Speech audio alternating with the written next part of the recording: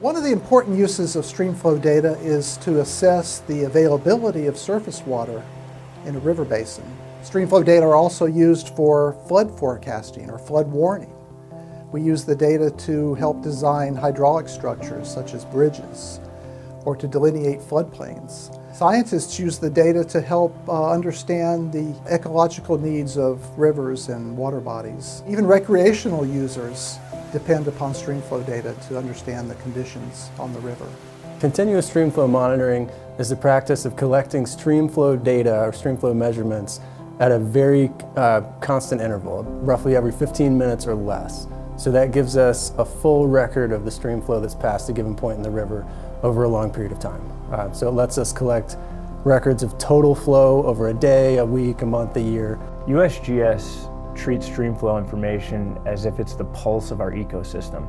We're collecting long-term data at many sites that we can use. We focus on collecting the most accurate and up-to-date streamflow information at many sites that we can. Typical Streamflow gauging station includes instruments to measure the water level. It could be a pressure transducer, it could be a float in a stilling well that moves up and down as the river changes levels. It could be an acoustic radar device measured or mounted under a bridge. To measure streamflow discharge, the cubic feet per second that's flowing by the river, then we need to go out and we actually measure the depth of the river and the velocity of the river at intervals along a cross section. So that means that to operate a gauging station, we have to continually go out and make these periodic measurements of discharge.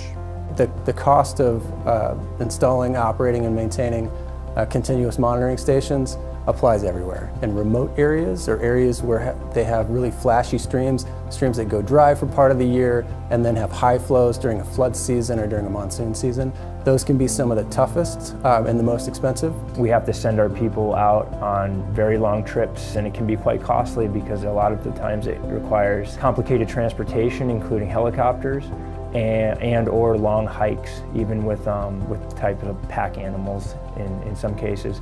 So to have systems set up at sites like this that can accurately measure streamflow without the need to have as much human interaction would significantly lower the cost of those two particular instances. Many types of waterways could benefit from lower cost solutions of continuous streamflow monitoring. Streams that experience moving silt beds or sand beds, aquatic vegetation, or ephemeral inflows are all challenging environments to gauge. What we really need to focus on with this prize competition is reducing the cost.